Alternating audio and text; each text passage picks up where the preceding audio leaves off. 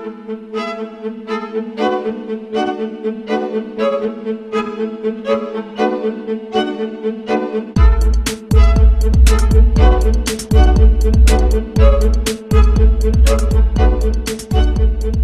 me tell you about Codex Alimentarius. Let me define it for you. Let me help you understand the enemy. And let me assure you that absolutely nothing that I'm going to tell you is exaggerated, is interpolated, or is imagined. Everything I'm going to tell you is documented. And a great deal of it is documented on my website, which is www.healthfreedomusa, one word, healthfreedomusa.org. Let me back up and tell you that I've been watching Codex come toward us for about the last decade. And I've been watching the votes in Congress, which, God help us, is our bastion of support and protection against Codex, and I'll explain why that is. I've been watching the votes to protect our health freedom dwindle until finally in the 109th Congress, without a good deal of activity, we didn't have the votes to protect us. I've been watching Codex accelerate, and I've been watching it expand, and I've been getting more and more troubled. Let me give you a brief rundown of Codex then. After the Second World War, the Nuremberg tribunals were held, in which people who had committed crimes against humanity were judged by the world community in a court run by the United States and Britain, and they were sentenced to terms in prison if they were found guilty of crimes against humanity. One of the people found guilty of crimes against humanity was the president of a huge industrial megalith called IG Farben. IG Farben produced the gas used in the gas chambers, Cyclone B. They produced the steel for the death camps and the railroad lines. They produced the munitions, they produced chemicals, they produced all kinds of stuff. They produced pharmaceuticals. Big pharmaceutical company. So the president of IG Farben was convicted of crimes against humanity. Now, he's a sort of artistic fellow and creative. He was the one who was responsible for the slogan that people saw as they entered Auschwitz, usually for the last time. Arbeit macht frei. Work brings freedom. Creative sort of fellow. So he was sitting in jail and he said, well, that didn't work. What else can we do? I've got it. Food. He who controls food controls the world. So when he got out of jail, he went to his UN buddies and he said, have I got an idea for you? If we take over food worldwide, we have power worldwide. And his UN buddies said, cool idea. And so they created a trade commission. That's a very important pair of words, a trade commission called the Codex Alimentarius Commission. It is not a public health commission. It is not a consumer protection commission. It is a trade commission. Trade is about what? Money. Business. Trade is about profit. Well, they said in 1962, we're going to work toward total global implementation of Codex Alimentarius on December 31st, 2009. Long term. And they set up a bunch of committees on fish and fishery, fats and oil, fruits and vegetables, ground nuts, nutrition and foods for special dietary uses, and so on. There are currently about 27 Codex committee. There are regional organizations, there are task forces, and so on. So it's a huge bureaucratic monstrosity. It's immense. Codex has promulgated well over 4,000 guidelines, standards, and regulations on everything which can legally be put into your mouth, with the exception of pharmaceuticals. They are not part of Codex. Important.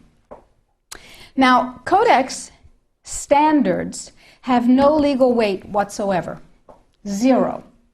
So who cares about them? They're just standards. So we're talking about an industry-dominated, regulation-setting organization, but if it has no legal standing, who cares, right? Here's the history of Codex Alimentarius before 1962. The Austro-Hungarian Empire said, we need rules by which the courts can rule on cases involving food.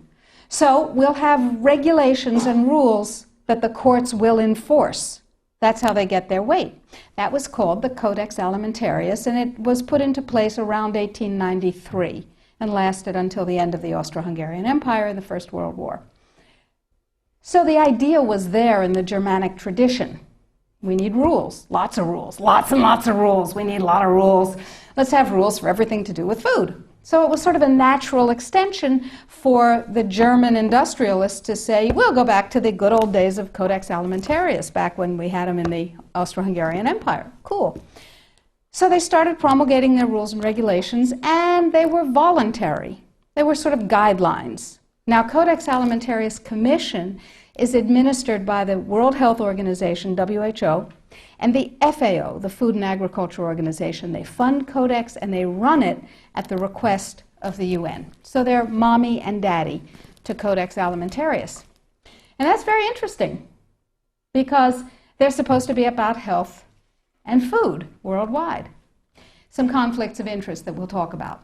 So Codex started promulgating regulations and rules, and the way that's done is that the committees work up a rule, a standard, a guideline, a regulation, and then they get it to what's called Step 8, which is the final step in their administrative process, and then it's presented to the Codex Alimentarius Commission for ratification, like the vitamin and mineral guideline was presented to the Codex Alimentarius Commission on July 4th this past summer.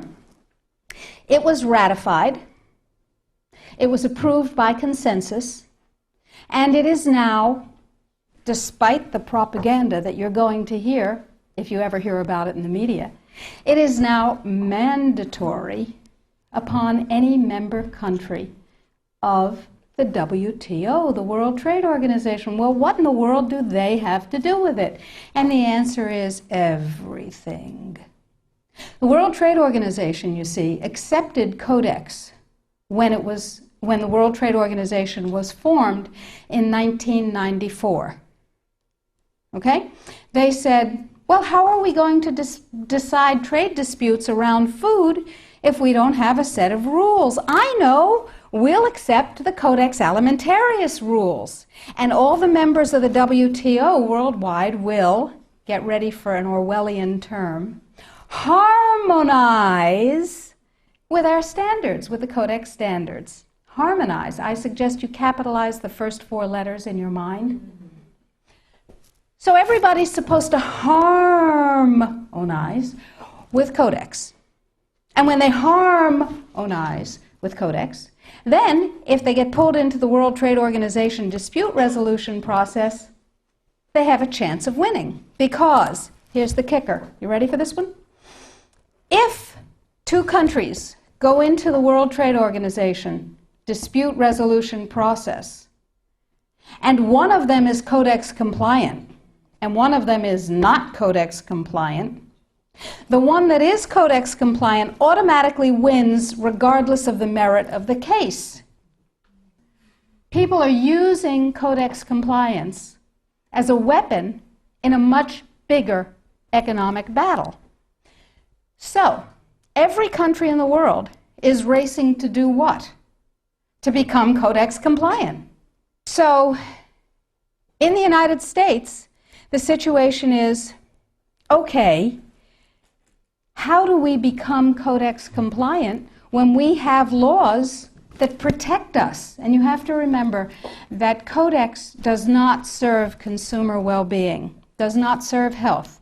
It serves what I call the 5 bigs. Big pharma, big chema, big biotechna, big agribiz, and big medica. Little you and little me are not served by Codex in the least.